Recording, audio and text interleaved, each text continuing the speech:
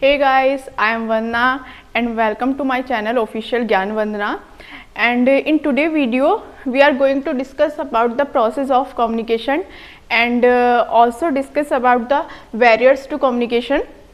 आज की वीडियो में बच्चों हम कम्युनिकेशन का क्या प्रोसेस होता है और उस प्रोसेस में क्या क्या बैरियर क्रिएट होती हैं उनके बारे में ब्रीफली डिस्कशन यहाँ पे करेंगे। तो अगर आपने अभी तक मेरे चैनल को सब्सक्राइब नहीं किया है और बेल आइकन बटन को प्रेस नहीं किया है तो प्लीज़ जल्दी से कर दीजिए। तो यहाँ पे सबसे पहले मैं आपको बताना चाहूँगी, first of all I want to tell you that today video is very important for all those students who are studying in professional courses like BBA, MBA, BTech, medical, nursing and other professional courses and diploma also like polytechnic, D-Pharma, and it is also very beneficial for those students who are preparing for NET, NTA-NET exam, and this is the common part of paper first. तो जो बच्चे net exam की preparation कर रहे हैं तो वहाँ पे जो हमारा पेपर फर्स्ट होता है, बेसिकली बच्चों 5 to 7 क्वेश्चन एवरी ईयर हमारे कम्युनिकेशन के वहाँ पर मिलते हैं, तो उन लोगों के लिए भी ये बहुत बेनिफिशियल होगा। तो चलिए हम जल्दी से स्टार्ट करते हैं। एंड सबसे पहले आपको मैं ये बता दूं कि लास्ट वीडियो में हमने डिस्कस किया था what is communication and what are the types of communication. आप लोगों ने वो वीडियो देखी होगी तो आपको क्लियर हो गया होगा कि क्या कम्युनिकेशन होता क्या है, उसके टाइप्स क्या होते हैं। और इसी का आगे का हमारा जो नेक्स्ट स्टेप है वो है what is process of communication. Communication की प्रोसेस क्या होती है। लास्ट वीडियो में हमने समझ लिया था कि कम्युनिकेशन है क्या, means share of views, thoughts, information with each other is a process of communication. मतलब जब हम अपना कोई भी जो हमारे माइंड में थॉट है, इन्फॉर्मेशन है, किसी दूसरे बंदे के साथ एक्सचेंज करते हैं या कोई दूसरा बंदा हमें बताता है तो उस प्रोसेस को हम क्या कहते हैं, कम्युनिकेशन कहते हैं।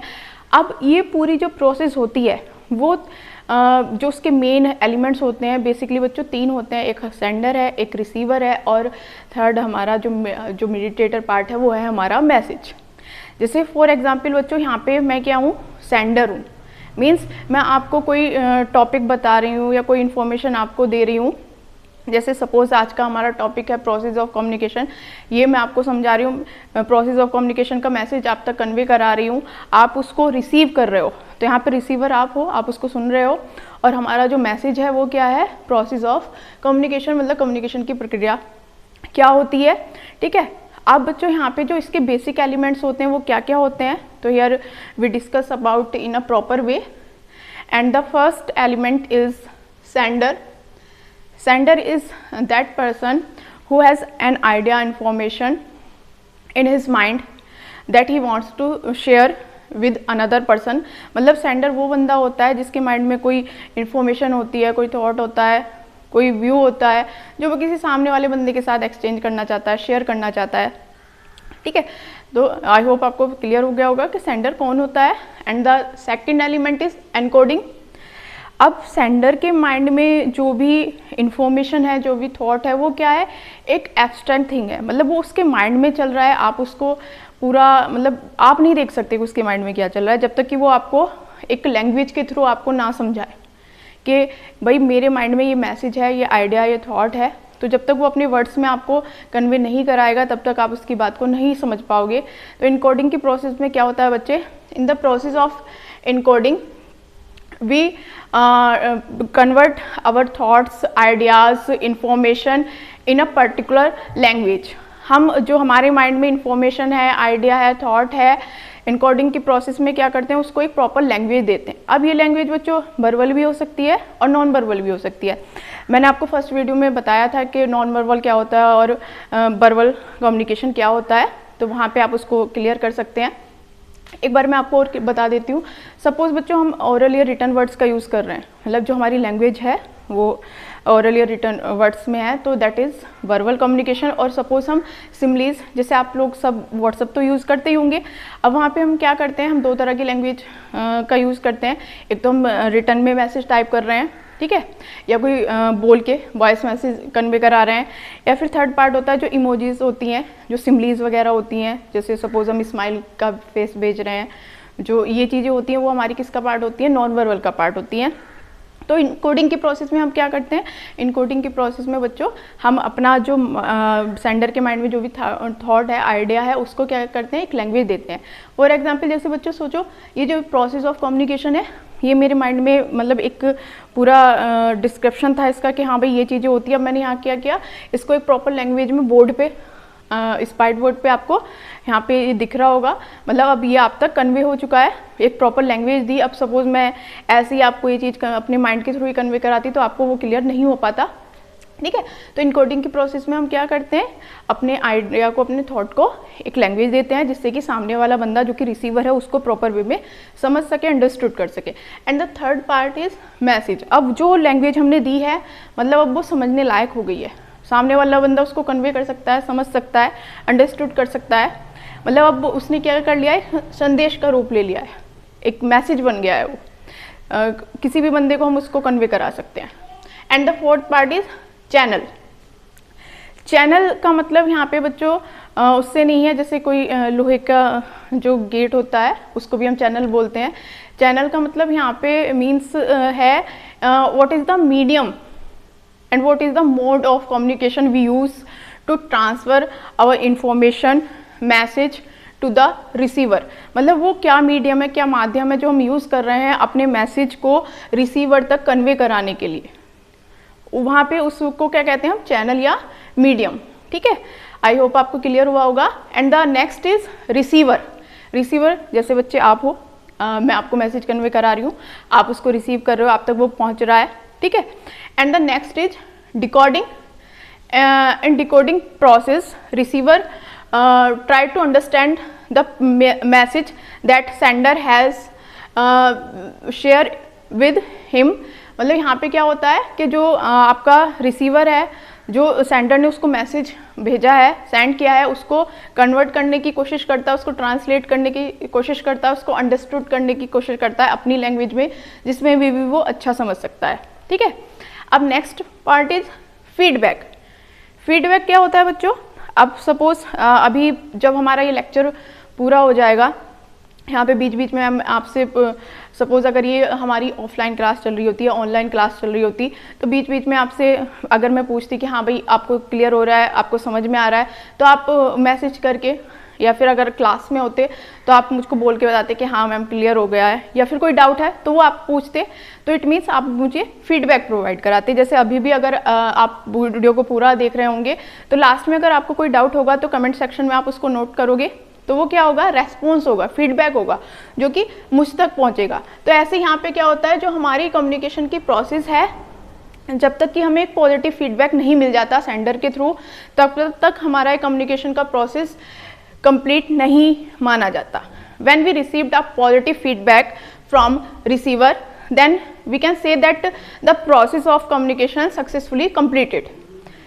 और अगर ऐसा नहीं होता, हमें पॉजिटिव फीडबैक नहीं मिलता, it means in the process of communication some noise is create. मतलब यहाँ पे क्या हुआ है कि हमने कोई भी या तो चैनल गलत सेलेक्ट कर लिया, या सपोज हमने इनकोडिंग गलत लैंग्वेज में कर दी, और सामने वाले बंदे को, जो भी रिसीवर है, उस तक हमारा मैसेज पूरा कन्वे हो ही नहीं पाया, वो समझ ही नहीं पाया, ठीक है। तो वहाँ पे क्या हुआ, एरर क्रिएट हो गई।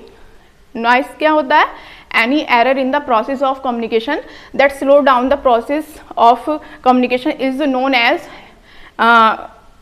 Noise in the process of communication. जब भी कोई हमारी कम्युनिकेशन की प्रोसेस में कोई एरर आती है तो उसको हम क्या कहते हैं बच्चों, नॉइस कहते हैं। कि मतलब यहाँ पे क्या हुआ, बहुत ज़्यादा शोर हो गया। जब भी कहीं पे कोई शोर होता है तो कोई भी मतलब कोई भी मैसेज या कोई भी साउंड हम तक नहीं पहुँच पाती, क्योंकि शोर में, उस नॉइस में हम प्रॉपर उस चीज़ को सुन ही नहीं पाते।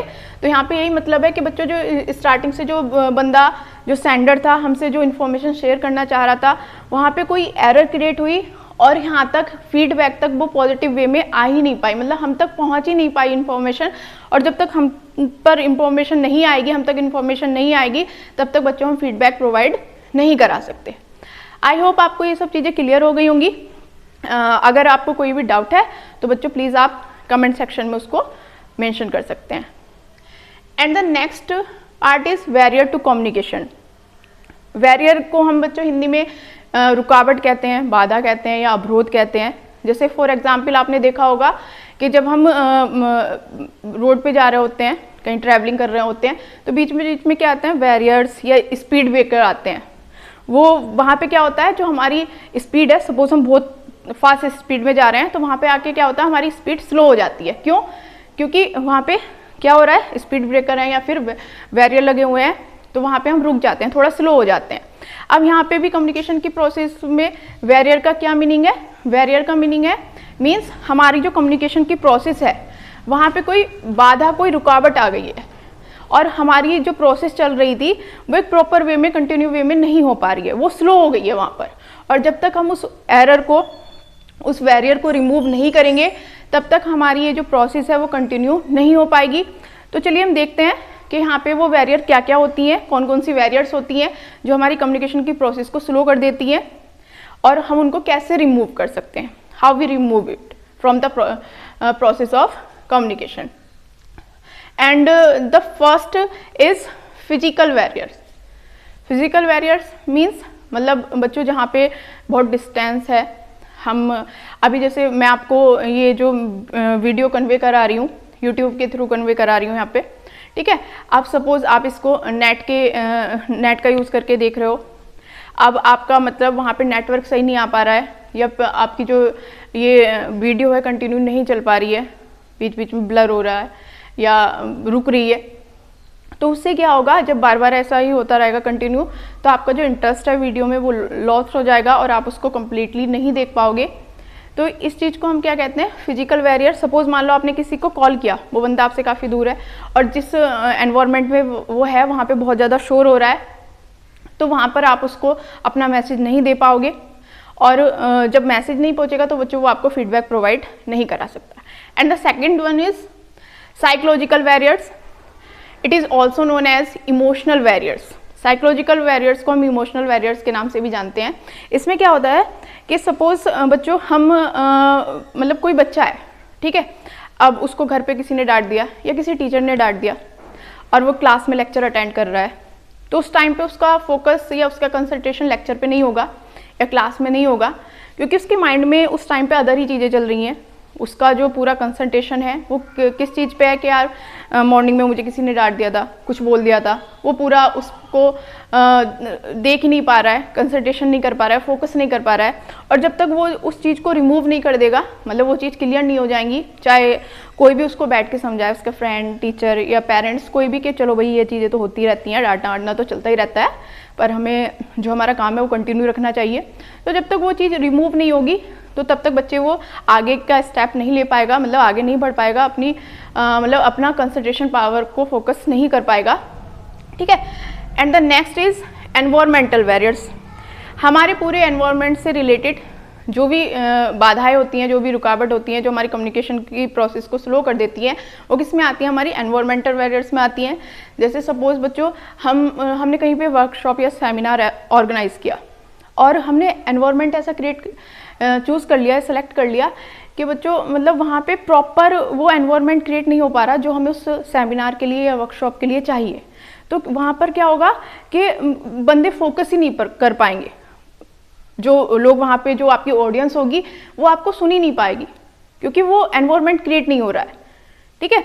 जैसे सपोज मान लो वहाँ पे आपने बहुत गर्मी के एनवायरनमेंट में ऐसी जगह पे कोई वर्कशॉप, सेमिनार या कॉन्फ्रेंस रख दी जहाँ पे मतलब इलेक्ट्रिसिटी का प्रॉपर अरेंजमेंट नहीं है, लाइट जा रही है, तो लोगों का फोकस आप क्या बोल रहे हो उस चीज़ पे नहीं होगा।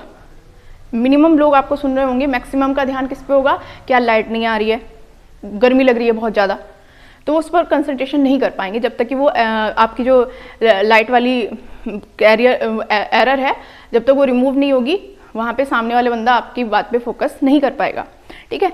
And the next is cultural barrier. Culture barrier क्या होती है बच्चों, जैसे इंडिया में क्या है, बहुत सारे कल्चर हैं, बहुत सारे रिलीजन हैं, हर किसी का अपना अपना कस्टम है, अपने अपने फेस्टिवल्स हैं, और हम सब लोग भारत में ये चीज़ बहुत फेमस है बच्चों इंडिया में कि हम यहाँ पर मतलब बहुत ज़्यादा वैरायटीज़ हैं, बहुत ज़्यादा रिलीजन रहते हैं, लेकिन सब लोग एक साथ मिलजुल कर एक दूसरे के फेस्टिवल शेयर करते हैं, उनको सेलिब्रेट करते हैं और हर धर्म को पूरी मान्यता देते हैं, हर किसी के बिलीव्स को मानते हैं, ठीक है। तो इसलिए हमारी इंडिया बहुत फेमस है ओवरऑल वर्ल्ड में। जैसे सपोज कल्चर वेरिएंट में बच्चों, मान लो आप किसी फॉरेन कंट्री में जाते हो या किसी अदर स्टेट में जाते हो, वहाँ की लैंग्वेज आपको नहीं आती या वहाँ के कल्चर से आप अवेयर नहीं हो, तो वहाँ पर क्या होगा कि आपको उस चीज़ को समझने में थोड़ा टाइम लगेगा। जैसे जैसे आप समझने लगोगे वैसे वैसे आपका कोऑर्डिनेशन उन लोगों के साथ अच्छा होने लगेगा, और वो जो एरर है जो लैंग्वेज की जो अदर कल्चर की आपके प्रोसेस में क्रिएट हो रही थी, जिसके साथ आप कोऑर्डिनेशन नहीं कर पा रहे थे, तो वहाँ पे जैसे ही रिमूव होगी आपका जो प्रोसेस है, मतलब आप उन लोगों के साथ कोऑर्डिनेशन करना सीख जाओगे, उनकी लैंग्वेज सीख जाओगे, उनका कल्चर सीख जाओगे और बहुत ईजिली वहाँ पे एडजस्ट कर लोगे। ठीक है। And the next is semantic barriers. Semantic barriers are those types of barriers in which we lost the meaning and actual sense of our message.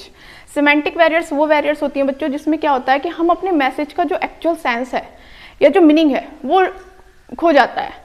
मतलब कई बार आपने देखा होगा कि हम सामने वाले बंदे को कह तो कुछ रहे थे, मतलब हमारा जो इंटेंशन था वो तो अलग था, लेकिन जो दूसरा बंदा है उसने उसको अदर ही वे में ले लिया। ठीक है, मतलब वो उससे नाराज हो गया, गुस्सा हो गया, उस चीज़ को समझ ही नहीं पाया। तो वो क्या होती हैं, हमारी सेमेंटिक बैरियर्स होती हैं।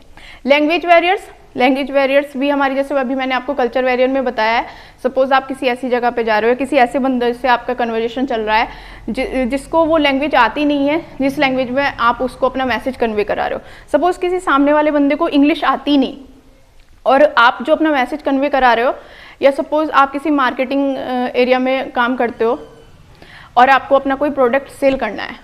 अब आप उस प्रोडक्ट की जितनी भी क्वालिटीज़ हैं, अपना जो भी आपका कस्टमर है या कंज्यूमर है, उसको इस वे में बता रहे हो, उस लैंग्वेज में बता रहे हो कि जिस लैंग्वेज से वो अवेयर ही नहीं है। तो आपका प्रोडक्ट बच्चे कितना भी अच्छा है, चाहे कितनी भी अच्छी क्वालिटी है उसके अंदर, पर जब तक कस्टमर या कंज्यूमर उसको समझ नहीं पाएगा वो उसको परचेस नहीं करेगा, आपकी सेल नहीं बढ़ेगी।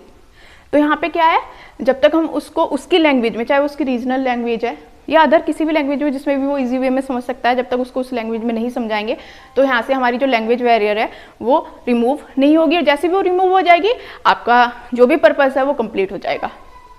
And next is organisational barriers. Organisational barriers में क्या होता है बच्चों, ऑर्गेनाइजेशनल बैरियर में मतलब जिस भी संगठन में या जिस भी समूह में हम काम कर रहे होते हैं, वहाँ पे क्या होता है बच्चे, अदर पॉलिसीज़ फॉलो होती हैं।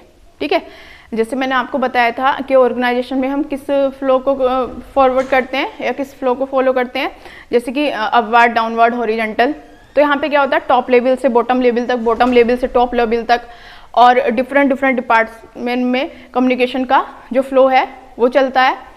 अब सपोज आप बच्चे मतलब बहुत लोअर लेवल के, बॉटम लेवल के एम्प्लॉय हो, मतलब प्यून है, अब उसको अपनी बात पहुंचानी है सीईओ तक, चेयरमैन तक या एमडी तक, मैनेजर तक, तो वो डायरेक्ट वे में तो जा नहीं सकता। कहीं कहीं पे होती हैं बच्चे जहाँ पे ओपन डोर पॉलिसी फॉलो होती है, मतलब कोई भी बंदा है एकदम, उसके लिए जो बॉस है उसके दरवाजे खुले हैं, वो जाकर अपनी बात रख सकता है। लेकिन कई जगह पे क्या होता है, बहुत सारी मतलब रूल्स रेगुलेशन होते हैं, आप डायरेक्ट वे में जाके अपनी बात नहीं कह सकते, आपको किसी के थ्रू, जो भी आपसे ऊपर बंदा काम करता है उसके थ्रू अपना मैसेज कन्वे कराना पड़ता है अपने मैनेजर को या एमडी को, और वो बंदा एग्जैक्ट वर्ड्स में उसको मैसेज कन्वे करवा पा रहा है, दे पा रहा है, नहीं दे पा रहा है, वो हमें श्योर नहीं हो पाता। मतलब सपोज हमने उसको कोई बात बताई, अब जिन वर्ड्स में हमने उसको वो मैसेज दिया था, अब क्या पता उसने ऊपर तक वो किस वे में पहुंचाया हो, और अगर आपने जैसा बोला है उसी तरीके से अगर वो मैसेज ऊपर तक नहीं गया है तो आपको प्रॉपर फीडबैक नहीं प्रोवाइड होगा। आई होप आपको ये सारी चीज़ें क्लियर हो गई होंगी। और अगर कोई भी डाउट है, if you have any Curie, any doubt, any question regarding the topic, then you can mention it in the comment section। और अगर अभी तक आपने मेरे चैनल को बच्चों सब्सक्राइब नहीं किया है और बेल आइकन बटन को प्रेस नहीं किया है तो प्लीज़ जल्दी से कर दीजिए, जिससे आगे आने वाली वीडियोस का नोटिफिकेशन आपको मिलता रहे और आपसे कोई भी वीडियो मिस ना हो। जैसे कि बच्चों मैंने आपसे लास्ट लेक्चर में बताया था कि हम नेक्स्ट वीडियो में जो last year previous year question आए हैं एग्जाम्स में कम्युनिकेशन से रिलेटेड, उनको डिस्कस करेंगे। तो बच्चों जो हमारा नेक्स्ट वीडियो होगा उसमें प्रॉपर हम केवल क्वेश्चन को ही डिस्कस करेंगे, जो भी क्वेश्चन होंगे जो कम्युनिकेशन से रिलेटेड प्रीवियस ईयर में आए हैं, चाहे वो नेट के एग्जाम में आए हैं, चाहे फिर अदर प्रोफेशनल कोर्सेज में आए हैं, उनको डिस्कस करेंगे। तो आगे जो वीडियो आएगी उसको प्रॉपर आप देखिएगा। और बच्चों मिलते हैं बहुत जल्द अपनी नेक्स्ट वीडियो के साथ, तब तक के लिए थैंक यू, बाय बाय।